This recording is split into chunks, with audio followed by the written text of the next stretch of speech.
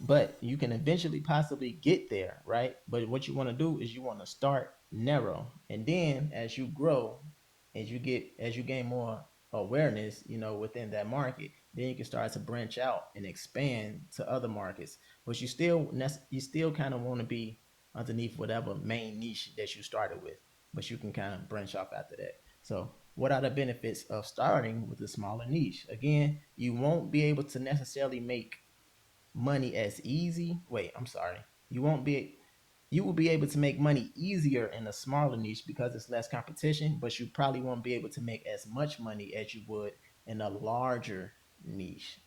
Okay, if that makes sense. So it's kind of like a trade-off. But since you're building your business, you don't want to go in necessarily facing a lot of competition. You just want to get known for one thing, and then once you get really known for that thing and you can serve that person well, you can start branching off and helping, similar people, or kind of broaden your your circle of competency and your range a little bit.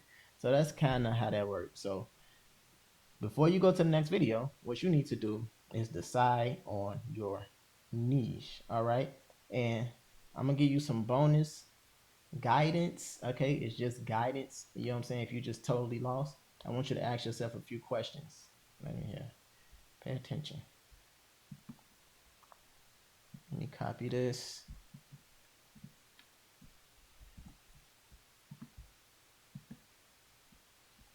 Boom. All right. So right here, these are the questions that I want you to consider if you're, brainstorming, journaling on what industry you're going to serve. So the first thing we're going to ask ourselves is, what do you talk about on a Saturday night with your friends? So right now, we're just trying to gauge your interest. So what are you passionate about? What are you passionate about? What do you like to talk about? What are you naturally interested in? And maybe you talk about it with your friends and they don't want to hear about it, but you kind of want to talk about it because you're interested in it. So consider that. And another question that you should ask yourself is, what did you want to do as a child, ages 14 to 16? Why 14 to 16? Basically, when you wasn't so caught up in the matrix, so to speak, when you weren't, you didn't have so much fear and anxiety. You was probably living under your parents. You had it kind of easy. Your imagination was just like, I'm interested in this. I would like to do this. You was dreaming big at that point. So that's something to kind of think about. And then we have, what have you been doing the past 10 years? Because that's what you have some type of leverage in. You gain momentum in it, and you knowledgeable about it. So you can kind of think what you've been doing the last 10 years, because you're going to know a lot more about that than a lot of people do. You know what I'm saying? So after that, you can look in your browser history, right? This would have worked wonders for me like a few years ago, because I was just, before I was into this type of thing, when I was just kind of, just curious, I would always be on certain blog sites like Engadget. So I was naturally into tech and stuff like that, technology, computers, cameras, and then drones and video games. I was really into smartphones back when I remember when MKBHD first got started with his YouTube channel. I was watching. I'm like, I should do this, but I was just kind of camera shy, even though I wasn't gonna be in the camera. But I was always into it, and now it's showing up.